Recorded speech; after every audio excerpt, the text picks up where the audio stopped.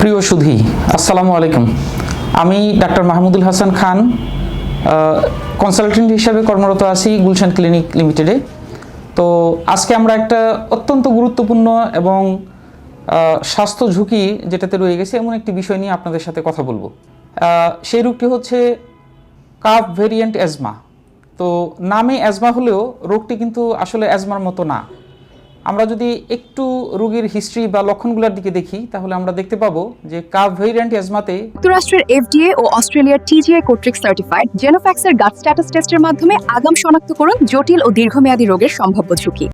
রোগীদের প্রধান এবং প্রধানতম উপসর্গই হচ্ছে দীর্ঘস্থায়ী কাশি। এছাড়া এই অ্যাজমাতে অন্য কোনো ধরনের উপসর্গ যেগুলো সাধারণত আমরা অ্যাজমা রোগীদের মধ্যে পাই, যেটা শ্বাসকষ্ট বা শর্টনেস অফ ব্রেথ, হুইজ হচ্ছে, এই সমস্যাগুলো এই কাফ ভেরিয়েন্ট অ্যাজমাতে থাকে না। তো যার কারণে অনেক সময় আমাদের এই রোগটি নির্ণয়ের ক্ষেত্রে মানে ডায়াগনোসিসের ক্ষেত্রে অনেক সময় আমাদের সমস্যা তৈরি হয়, যার কারণে রোগী দীর্ঘমেয়াদী সমস্যাতে ভুগতে পারেন।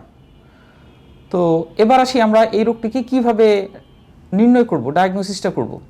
তো সেই ক্ষেত্রে প্রধানত যেটা হয় যে আমরা রোগীর হিস্ট্রি যেটা বলি সেটা আমরা নিব। তো সাধারণত এটা দীর্ঘমেয়াদী কাশির উপসর্গ নিয়ে রোগীরা আমাদের কাছে আসেন, কিন্তু এই জাতীয় রোগীদের ক্ষেত্রে কোনো শ্বাসকষ্ট বা শর্টনেস অফ ব্রেথ থাকে না, যার কারণে রোগীরাও কনসার্ন থাকেন না যে এটা অ্যাজমা বা কাফ ভেরিয়েন্ট অ্যাজমা কিনা। তো এর জন্য আমরা কিছু ডায়াগনস্টিক টুলস ইউজ করি, স্পেশালি স্পাইরোমেট্রি, এবং এর বাইরেও কিছু চ্যালেঞ্জ টেস্ট আছে যেটার মাধ্যমে আমরা এই রোগটাকে কনফার্ম করতে পারি।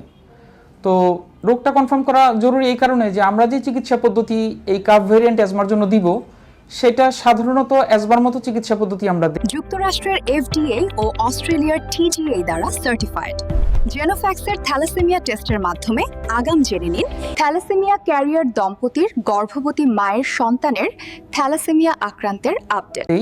এবং প্রয়োজন মাফিক রোগীর যেই ওষুধগুলো যখন যেইভাবে লাগবে, দ্যাট মিনস রোগীর রোগের যেই গভীরতা বা ইন্টেন্সিটির উপর ডিপেন্ড করে আমাদের ওষুধগুলো আমরা ঠিক করে দিই। এখন কেউ যদি এটার ব্যাপারে অবহেলা করেন বা দীর্ঘমেয়াদী এই সমস্যায় ভুগতে থাকেন তাহলে ওই রোগী কিন্তু যে কোনো সময় অ্যাজমা রোগে আক্রান্ত হতে পারেন।